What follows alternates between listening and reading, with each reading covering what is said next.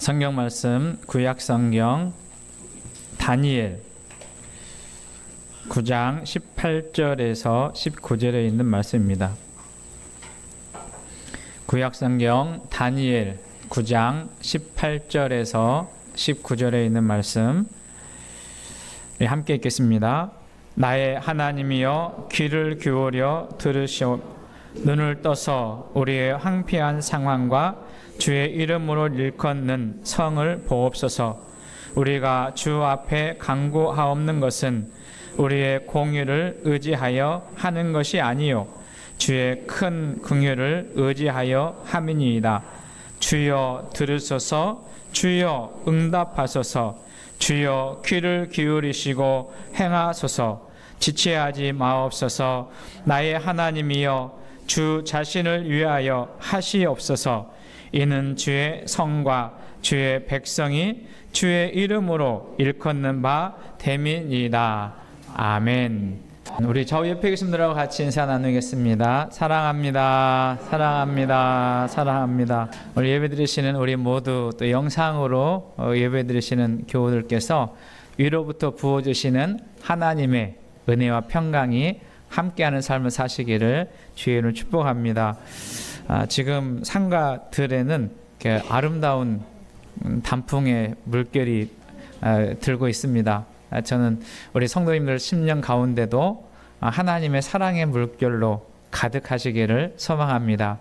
그래서 따뜻하고 온화하고 또 아름다운 섬김의 삶을 세상 가운데 나타나시고 또 성도들과의 아름다운 동역의 삶을 살아갈 수 있기를 소망합니다. 오늘 우리 집사님께서 기도하신 것처럼 정교개혁주일입니다. 1517년 10월 31일에 독일에서 마틴 루터가 95개 조항을 비텐베르크 그 대학에 있는 교회에다 붙이면서 정교개혁을 시작했던 것을 봅니다. 사실 종교개혁이라고 하는 말보다는 교회 개혁이 맞는 것 같습니다. 왜 그러냐면 당시에 여러 종교를 개혁하자 그런 의미로 출발한 것이 아니라 로마 가톨릭 교회가 부패하고 또 하나님과 멀어져 있고 그리고 고착화된 그런 신앙을 개혁하려고 하는 데서 출발했기 때문에 교회 개혁이라 이렇게 표현해도 무방할 것 같습니다. 루터가 주장한 그 개혁에는 그 세 가지의 핵심 강령이 있어요. 우리 한번 같이 할까요?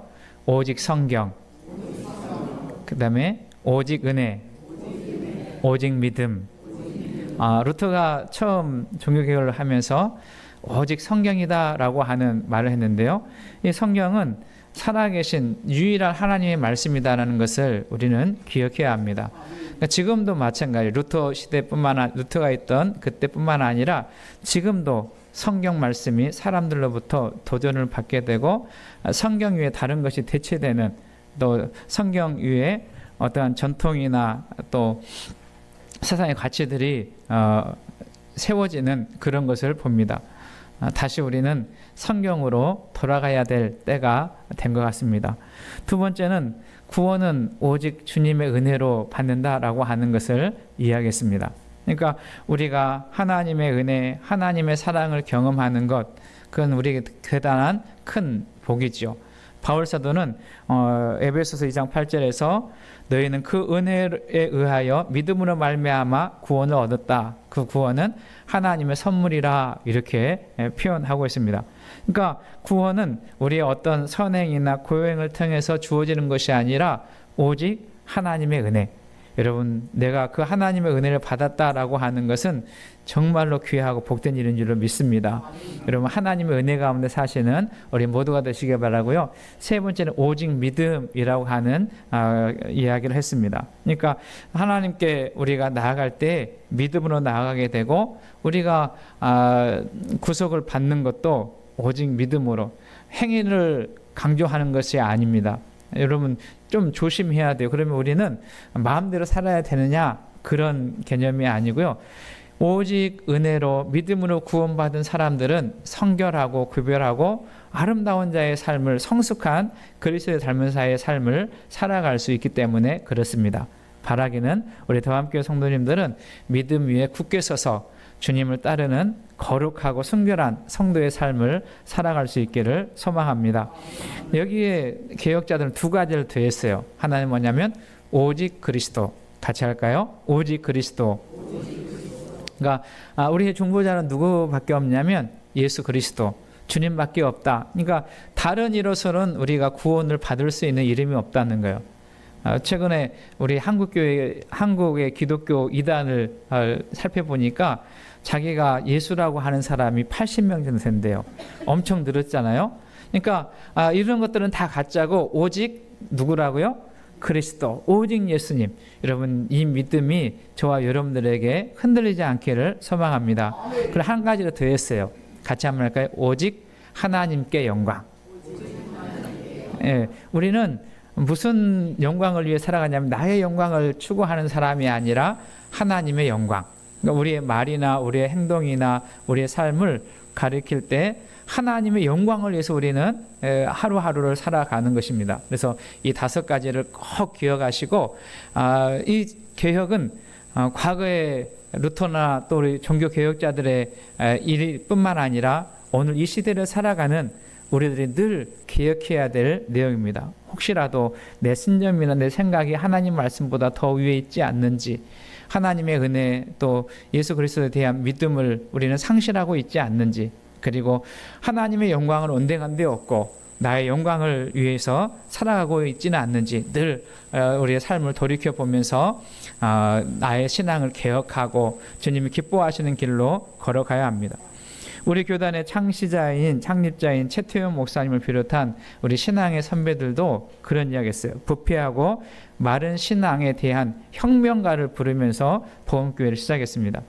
저는 이 혁명가를 다시 교회가 불렀으면 좋겠어요. 그리고 우리 복음교회가 다시 말씀으로, 그리고 다시 믿음으로, 다시 그리스도의 영광으로 돌아가는 은혜가 있기를 소망합니다.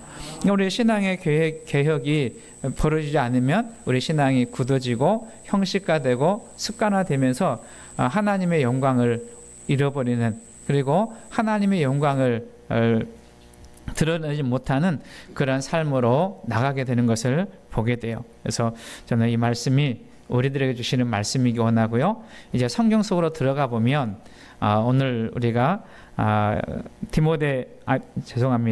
다니엘서 9장을 읽었는데요. 다니엘서 9장 18절은 이렇게 시작해요. 나의 하나님이여 귀를 기울여 들으시며 눈을 떠서 우리 황폐한 상황과 주의 이름을 일컫는 성을 보옵소서. 이렇게 시작해요. 그러니까 사실 지금 다니엘서를 이렇게 읽어보게 되면 이 상황은 어떤 상황이냐면 황폐해져 있고, 그리고 하나님의 영광이 떠나 있는 그러한 어두운 상황을 직면한 것을 보게 됩니다. 그러니까 이 다니엘서 9장은 기도라고 하는 코드로 읽어보게 되면 대단히 중요한 기도를 다루고 있고, 다니엘 때뿐만 아니라 지금 우리가 서 있는, 지금 우리나라가 서 있는, 또 우리 성도님들 서 있는 이 자리에 이러한 상황과 이러한 모습들이 만연해 있지 않는가 하는 그러한 생각을 하면서 종교개혁주일과 함께 이 말씀을 묵상합니다. 구약을 읽어보면 기도의 영웅들이 몇 사람 있어요. 예를 들어서 모세를 보게 된 모세가 이스라엘 백성들을 애굽에서 이제 해방시키고 시내산에 올라가서 하나님의 말씀을 받게 되는 그때 모세가 빨리 내려오지 않으니까 백성들이 뭘 하냐면 그 아래에서 금송아지를 만들어 놓고 이 금송아지 우리를 애굽에서 인도해냈다, 그리고 춤추고 경배하는 그런 모습을 보게 됩니다. 그러니까 하나님께서 그 행태를 보면서 이 백성들을 다 쓸어버리려고 할 때 모세가 하나님 앞에 나가요. 목숨을 내놓고 하나님, 내 목숨을 거둬 가시더라도 이 백성을 용서해 주시고 이 백성을 사해달라고 하는 애절한 기도를 드렸던 모습을 우리가 성경을 통해서 봅니다. 그러니까 모세는 자기 생명보다도 민족을 품고 기도하는, 부패하고 하나님과 멀어지고 하나님이 아닌 우상을 섬기는 그 민족을 위해 기도하는 모습으로 등장하는 기도의 영웅이죠. 또 한 사람을 들려면 엘리야라고 하는 선지자의 기도를 우리는 봅니다. 가뭄 3년 6개월 가뭄으로 인해서 하늘에 비가 내리지 않고 그리고 고통 가운데 있는 백성들을 위해서 갈멜산에서 마치도 고개를 무릎 사이에다 집어넣고 간절히 기도하는 그 기도를 통해 하나님의 응답이 임하고 그리고 민족이 회개하는 그러한 역사가 있는 것을 우리가 성경을 통해 보죠. 오늘 본문에 등장하는 다니엘 역시 그런 믿음의 사람이고 기도의 사람이었던 것을 보게 됩니다. 다니엘서를 읽어보면 이스라엘의 범죄로 말미암아 징계를 받고 그리고 백성들이 포로로 잡혀가고 하나님과의 영적 관계가 단절된 상황에 저들이 있었어요. 그리고 황폐한 민족을 품고 다니엘은 간절한 회개의 기도를 드리고 백성을 위한 사죄의 기도를 드리는 내용이 다니엘 9장에 나와 있습니다. 이 다니엘서 9장의 다니엘의 기도는 성경 중에서 가장 강력한 기도 중에 하나라고 볼 수 있습니다. 오늘 우리는 이 다니엘서 9장 중에서 18절과 19절 말씀을 읽었는데 돌아가셔서 이 절수가 조금 되니까 한 서너 차례 이 말씀을 조금 깊이 읽어보시고 다니엘이 어떤 상황에서 어떤 기도를 드렸는지 그리고 오늘 우리가 지금 처해 있는 이 상황에서 어떤 기도를 드려야 되는지라고 하는 그런 중요한 기도의 제목을 잡고 기도의 자리로 나아가는 우리 모두가 되시기를 소망합니다. 우리에게 익숙한 기도의 방식이 있어요. 우리나라만 가지고 있는 특별한 기도의 방식이 있는데 외국 사람들은 그렇게 한대요. 코리안 프레이어 하자 그렇게 한대요. 그게 뭐냐면 주여 삼창하는 거예요.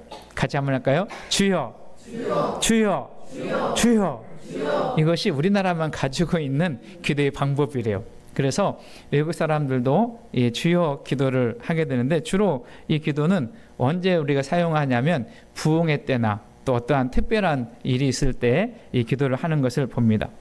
이 부르짖음 안에는 보통 기도가 아닌 아주 내면에 깊숙한 그러한 애절한 간절한 마음이 들어있는 기도이기도 하죠.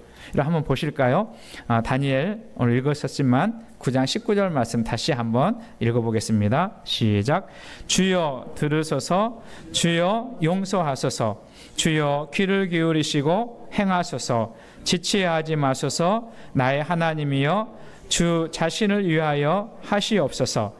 이는 주의 성과 주의 백성이 주의 이름으로 일컫는 바 대민이다. 이렇게 기도하는 것을 보게 돼요. 그래서 여기 보게 되면 주여 주여 주여. 그래서 오늘 설교 제목을 그냥 주여 주여 주여 세 가지로 했어요. 한번 여러분 따라해 보실까요? 주여 들으소서, 주여 용서하소서, 주여 귀를 기울이시고 행하소서. 할 수 있겠어요? 제가 주여 하면 뭐 어떻게 하시겠어요? 한번 해볼까요? 시작. 주여 주여 주여. 아멘. 이 말씀을 조금 이제 살펴보려고 합니다. 이 기도는 평범할 때 보통의 상황에서 기도를 드리는 것이 아님을 우리 다니엘 9장을 읽어보면 알 수 있습니다. 그러니까 가끔 사람들은 그렇게 하면 꼭 기도를 소리내서 해야 되느냐라고 하는 경우도 있어요.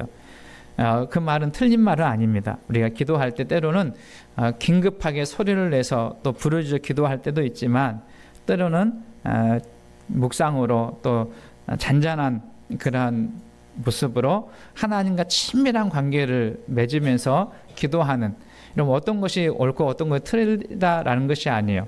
기도의 상황과 여건이 다르기 때문에 우리는 긴급할 때는 간절하게 주님을 부르짖고 찾는 기도를 드려야 됩니다. 그러나 또 평안할 때에는 좀 더 말씀을 깊이 묵상하고 그 하나님의 뜻을 묻고 하나님의 음성을 듣기 위한 그러한 묵상 기도도 필요한 것이죠. 중요한 것은 기도를 쉬지 않는 것. 저는 우리 성도님들이 기도를 쉬지 않기를 주님의 이름으로 축원합니다. 도저히 내 힘으로 안 될 때, 앞뒤가 막히고 옴짝달싹할 수 없는 그런 상황을 만나고 하나님이 아니면 안 되는 그런 상황에서 오늘 다니엘이 드렸던 이 애절하고 간절한 기도, 부르짖는 기도가 우리에게도 들려질 수 있기를 소망합니다. 다니엘 9장 1절에서 19절까지 보면 크게 세 부분으로 나눌 수 있어요. 세 부분으로 나눌 수 있는데 1절에서 11절까지는 다니엘이 하나님 앞에 이스라엘 백성의 죄를 고백하는 내용이 기록되어 있어요. 다시 말하면 죄의 고백에 대한 내용을 기록하고 있는 것을 봅니다. 12절부터 14절까지는 하나님께서 이스라엘 민족의 죄를 어떻게 심판하셨는지 하나님의 심판에 대한 내용이 기록되고 있어요. 그리고 15절부터 오늘 읽으신 19절까지는 이스라엘 민족의 심판을 받기는 했지만 다니엘이 낙심하지 않고 이 민족을 사랑으로 품고 애끓는 심정으로 하나님의 은총을 기대하며 기도하는 내용이 오늘 본문의 내용입니다. 그러니까 다니엘은 하나님의 은총을 기대하면서 기도하는 그런 사람이었던 것을 보게 돼요. 여러분, 우리가 기억해야 할 것은 하나님이 때때로 징계를 하시고 심판하시는데 그 최종 목적은 우리를 멸망시키려고 하시는 목적이 아니다라는 것을 기억해야 합니다. 다시 말하면 하나님께서 우리에게 때로는 시련과 어려움과 고난과 역경을 주실 때에는 그 일로 인해서 우리가 하나님께로 돌아가고 하나님의 그 은혜 안에 거하기를 소망하시는 하나님의 마음이 담겨져 있는 것이죠. 그래서 여러분, 때로 우리의 삶 속에서 시련, 고난, 역경들이 하나님께서 우리를 부르시는 사인일 수 있다라는 것을 기억하시는 우리 모두가 되기를 소망합니다. 그러니까 중요한 것은 이 사인을 빨리 캐치하는 사람, 이 사인을 빨리 깨닫는 사람이 지혜 있는 사람이고 그 사인을 따라서 하나님께로 더 가까이 하나님과 친밀하고 하나님의 편에 서는 사람이 지혜 있는 성도인 것을 믿습니다. 여러분, 어떤 상황과 어려움 속에서 하나님의 부르심, 세미한 음성에 귀를 기울이시는 우리 모두가 되시기를 소망합니다. 그렇다면 다니엘 9장에서 나오는 다니엘의 기도는 어떤 기도였을까? 우리가 세 가지만 살펴보려고 하는데, 첫째는 다니엘은 하나님의 약속의 말씀을 붙잡고 기도했다. 말씀을 붙잡은 기도였다는 것을 압니다. 우리가 아는 것처럼 다니엘은 기도의 사람이었어요. 다니엘 6장 10절 말씀에 보면 하루에 3번씩 예루살렘 성전을 향해서 창을 열고 기도했다라고 하는 표현이 있습니다.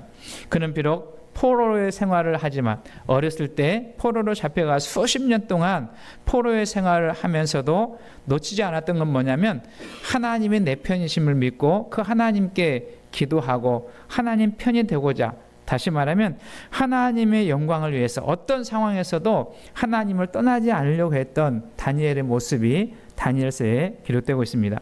이 다니엘이 하나님의 큰 역사를 이루는데 쓰임받았던 것은 그가 무작정 기도만 한 것이 아니라 하나님의 말씀, 하나님의 약속의 말씀을 붙들고 기도했다는 것이죠. 그럼 잊지 않았지만 우리 한번 보실까요? 다니엘 9장 2절 말씀 우리 같이 보겠습니다. 다니엘 9장 2절 말씀에 보면 곧 그 통치 원년에 나 다니엘이 책을 통하여, 뭐를 통하여? 책을 통하여 여호와께서 말씀으로 선지자 에레미야에게 알려주신 그 연수를 깨달았나니 곧 예루살렘의 황폐함이 70년 만에 그치리라 하신 것이니라, 이렇게 표현해요. 여기서 말하는 책은 성경 구약일 수 있고 또 에레미야가 주신 말씀이라는 것이며, 에레미야에게 하나님께서 말씀하신 것은 이스라엘 백성이 비록 바빌론의 포로로 잡혀가지만 70년이 되면 하나님께서 해방시키실 것이다. 그러니까 여기 다니엘서 9장 이후에 한 4, 5년 지난 다음에 실제적으로 하나님의 약속이 이루어지고 이스라엘 백성들이 해방되는 그런 역사가 있게 되었던 것을 우리는 알게 됩니다. 다시 말하면 다니엘은 그 황폐한 상황에서, 민족이 고난 가운데 있는 상황에서 하나님의 약속의 말씀 붙들고 기도로 나아가는 것을 보게 됩니다. 존 번연은 이렇게 말했어요. 기도하고 말씀 보고 또 말씀 보고 기도하십시오. 한번 할까요? 기도하고 말씀 보고 또 말씀 보고 기도하십시오. 예, 이 말은 어떤 말이냐면 말씀의 깊이와 기도의 깊이가 같이 간다. 다시 말하면 말씀과 기도는 동전의 양면과 같다, 이렇게 표현할 수 있는 것이죠. 여러분, 우리 기도가 힘이 있는 것은 그냥 부르짖는 기도가 아니라 하나님의 약속의 말씀, 주께서 이루시리라고 하시는 그 약속의 말씀을 붙들고 기도할 때 반드시 하나님의 역사를 경험하게 될 줄로 믿습니다. 뿐만 아니라 다니엘은 말씀 붙잡고 기도했을 뿐만 아니라 그는 죄를 고백하는 기도를 올려드렸어요. 다니엘이 깊이 있는 기도를 드릴 수 있었던 것은 말씀에 대한 깊은 깨달음이 있었고, 그 말씀과 함께 간절한 애절한 기도를 하나님께 드렸던 것입니다. 여러분, 우리가 하나님 앞에 서게 되면, 우리가 하나님의 말씀 앞에 서게 되면 깨달아지는 것이 있어요. 내가 어떤 사람인지, 나의 모습이 어떤 모습인지, 나의 상황은 어떤 상황인지, 나의 죄악은 무엇인지가 깨달아지게 되는 것을 우리가 경험하게 됩니다. 이 다니엘서 9장 5절 이하에 보면 계속해서 반복되는 표현들이 있어요. 먼저 5절 말씀 한번 읽어볼까요? 9장 5절 시작. 우리는 이미 범죄하여 패역하며 행악하며 반역하여 주의 법도와 규례를 떠나싸우며, 이렇게 말해요. 5절 말씀에 보면 다니엘이 이야기하는 거, 우리는 이미 범죄하여 패역하고 행악하고 반역하여 주의 법도와 규례를 떠났습니다. 9절에도 보면 우리가 주께 패역하였습니다. 그리고 11절 말씀에 보면 우리가 주께 범죄하였습니다. 15절에도 보면 우리는 범죄하였고 악을 행하였나이다, 이렇게 말해요. 그러니까 하나님 앞에 서게 되니까 뭐가 보이냐면 우리의 상황, 우리의 실상이 보이게 되었다라고 기록하는 것이죠. 여기서 우리가 살펴보아야 할 것은 다니엘은 이 죄를 저들의 죄, 그들의 죄, 조상의 죄라고 이야기하지 않았어요. 우리가 범죄했습니다. 우리가 행악했습니다. 우리가 주님을 떠났습니다. 이렇게 말해요. 그러면 여러분, 다니엘을 생각해 보면 구약 성경에서 가장 순결하고 거룩하고 구별된 삶을 살았던 사람을 꼽으라면 저는 다니엘을 꼽고 싶어요. 여러분, 다니엘을 한번 생각해 보십시오. 다니엘은 어렸을 때부터 포로로 잡혀가서 그곳에서 수십 년 동안 새 왕조가 바뀔 때에도 그는 하나님의 사람으로 선한 영향을 끼치며 살았습니다. 때로는 다니엘을 사람들이 죽이기 위해서 고발해서 그 자리를 빼앗기 위해서 다니엘의 약점을 찾아요. 그런데 한 사람도 다니엘의 허물이나 약점이나 그가 범죄한 사실을 발견하지 않습니다. 여러분 보십시오. 좋은 일 찾는 일이 쉬울까요? 나쁜 일을 행한 걸 찾는 것이 쉬울까요? 요즘에 우리 보게 되면 청문회 같은 데 보게 되면 어떻게 저런 나쁜 것을 다 찾을까 희한할 정도로 찾아내지 않습니까? 그런데요, 다니엘은 그 누구도 다니엘의 허점을 찾아내지 못했어요. 그래서 그의 약점을 뭐라고 하냐면 저는 하나님께 기도하는 사람이었습니다. 그게 다니엘의 약점인 거예요. 여러분, 이렇게 생각해 보면 얼마나 다니엘이 순결한 삶을 살았는지, 얼마나 믿음의 사람으로, 하나님의 사람으로 정결하고 거룩한 삶을 살았는지 우리가 위로 짐작해 볼 수 있지 않겠습니까?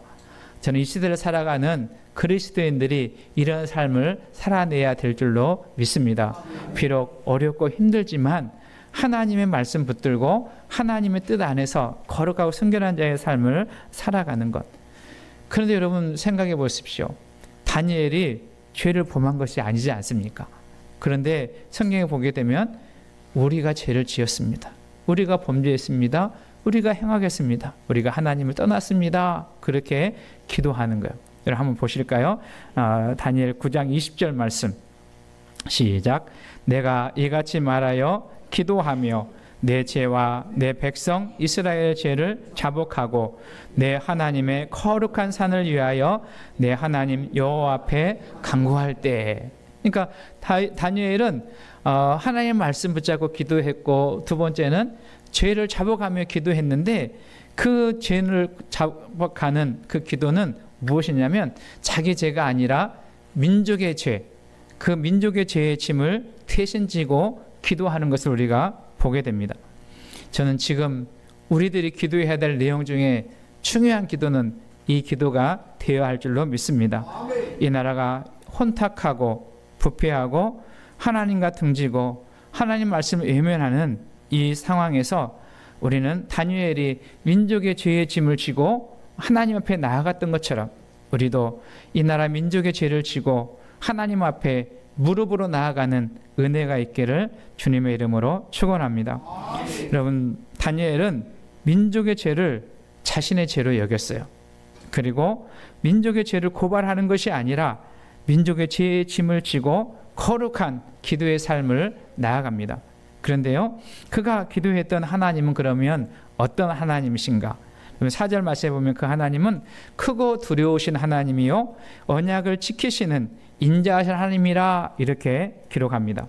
또 9절 말씀에 보면 우리 하나님은 긍휼과 용서의 하나님이시다라고 고백하고 있습니다. 15절에 보면 강한 손으로 주의 백성을 인도하시는 하나님이시요 큰 긍휼을 베푸시는 하나님이라고 18절에는 기록합니다. 23절에 보면 기도에 응답해 주시는 하나님. 그러니까 다니엘은 민족의 죄의 짐을 지고 그 기도를 들어주시고 응답해 주시는 하나님을 바라보면서 다른 데로 가지 않고 하나님 앞에 나아가서 주여 들어주소서, 주여 용서하소서, 주여 귀를 기울이고 행하시되 지체하지 마십시오, 이렇게 기도로 나가는 것을 보게 돼요. 여러분, 이 기도는 하나님의 역사를 일으키는 기도였고 하나님의 응답이 있는 기도였음을 봅니다. 그래서 저는 종교개혁주의를 맞으면서 그리고 지금 우리나라가 직면하고 있는 어려운 위기와 그리고 하나님과 등지고 멀어진 이 상황에서 교회가 또 우리 성도 한 분 한 분이 다니엘 같은 마음으로 다니엘 같은 심정으로 하나님 앞에 부르짖어 나아가야 할 줄로 믿습니다. 말씀을 정리합니다. 앞에서 말씀드린 것처럼 우리나라는 남북 간의 첨예한 갈등과 대립 가운데 있습니다. 그리고 동서와 좌우가 갈라지고 그뿐만 아니라 교계에는 진보와 보수로 갈라져서 서로 갈등하고 있는 것을 봅니다. 하나님의 말씀은 온데간데 없고 사람의 소리, 사람의 주장만 가득 찬 그런 모습은 아닌지 돌이켜 보아야 합니다. 특별히 우리나라 국회에서는 포괄적 차별금지법을 제정하려고 시도하고 있습니다. 여러분, 차별을 금지한다라고 하는 말은 좋은 말이에요. 우리는 남자나 여자나 서로 차별하면 안 돼요. 그리고 키 큰 사람이나 키가 작은 사람이라도 차별하면 안 돼요. 부자나 가난한 사람도 차별하면 안 돼요. 근데 이 말은 어떤 측면 좋은 말이나 그 안에는 뭐가 있냐면 하나님의 말씀을 도전하고 하나님의 말씀을 무력화하고 하나님의 창조 질서를 깨트리는 악한 법이 들어있기 때문에 그것을 반대한다라는 거예요. 차별을 금지하는 것은 좋은 일이라고 사람들은 이야기해요. 그러나 그 내면 속에 깊숙이 감춰져 있는 어둠의 역사를 우리가 보지 못하고 있다라는 것입니다. 그래서 오늘 광화문 광장에서는 이 법을 금지하기 위한 교계의 다양한 목소리가 집회와 기도로 하나님의 은혜를 구하는 그러한 시간도 있습니다. 그리고 군산시 기독교연합회에서는 오늘부터 부흥회를 하면서 오늘 5시에 월명체육관에서 이것에 대한 반대의 기도회를 합니다. 여러분, 국회의원들에게 맡기면 이 법은 자동적으로 통과할 수 있어요. 왜 그러냐면 대부분 민주당 의원들이 이 법을 찬성하기 때문에 국회에서 투표를 하면 통과할 수 있어요. 그래서 이것을 움직일 수 있는 유일한 길은 뭐냐면 하나님이 역사하셔야 돼요. 하나님이 움직여 주셔야 돼요. 여러분, 우리는 지금 이 상황이 우리 가운데 다가오는데 이렇게 한번 생각해 볼까요? 이 법이 통과하면 어떤 일이 벌어지냐면 앞으로 남자 며느리를 볼 수도 있어요. 여자 사위를 볼 수도 있어요. 그것뿐만 아닙니다. 교육이 무너지고 가정이 깨어지고 하나님의 말씀을 제대로 선포할 수 없는, 다 법에 걸리니까 실질적으로 미국에서는 하나님 말씀에 동성애를 반대하는 말씀 해가지고 첫 번째 700만 원 벌금하고 두 번째는 가산이 돼가지고 징역 감옥살이도 하고 더 많은 돈을 내야. 그러니까 어떻게 교회가 이것을 감당을 못해요. 만약에 제가 이렇게 설교해가지고 벌금 700만 원 물었어요. 한 번 물어줄 수 있겠죠. 2번 했어요. 물어주겠어요? 안 물어주겠어요? 3번 했어요. 교회의 재정이 위축되고 선교의 길이 막히고 하나님의 말씀이 선포되는 일이 제한되기 때문에 이것은 어떻게 해든지 막아야 되는 일입니다. 더 나아가서 종교개혁주의를 맞이하면서 하나님의 말씀의 권위가 떨어지고 하나님의 말씀이 외면되는 이러한 상황이 우리 가운데 직면하게 되는 것은 참으로 불행한 일입니다. 황폐해진 마음에 하나님은 온데간데 없고 사람들이 주장되어지는 이 세상 가운데 교회는 다시 말씀으로, 다시 믿음으로, 다시 주의 은혜로, 다시 주님의 영광으로 돌아가야 될 줄로 믿습니다. 바라기는 우리 복음교회는 민족교회라고 하는 자부심을 가지고 있어요. 지금이야말로 이 민족의 죄악을, 이 민족의 아픔을, 이 민족의 황폐함을 가슴에 지고 또 등에 지고 하나님 앞에 다니엘이 기도했던 것처럼 주여 들으소서, 주여 용서하소서, 주여 귀를 기울이시고 역사해달라고 하는 그런 기도를 해야 될 때인 줄로 믿습니다. 저는 우리 더함교회 성도님들이 이 기도를 시작할 수 있기를 주의는 축원합니다. 여러분 읽지는 않았지만 한 절만 보고 마치겠습니다. 어디를 보냐면 9장 23절 말씀 시작. 곧 네가 기도를 시작할 즈음에 명령이 내렸으므로 이제 내게 알리러 왔느니라. 너는 크게 은총을 입은 자라. 그런즉 너는 이 일을 생각하고 그 환상을 깨달을지니라. 무슨 말이냐면 다니엘이 기도를 시작할 때에 하나님께서 이미 일하셨고 응답하셨다, 그런 말씀이에요. 여러분, 이 하나님의 은혜가 이 나라 민족 가운데, 우리 교회 가운데, 우리 성도들 가운데 함께 하시기를 주님의 이름으로 축원합니다.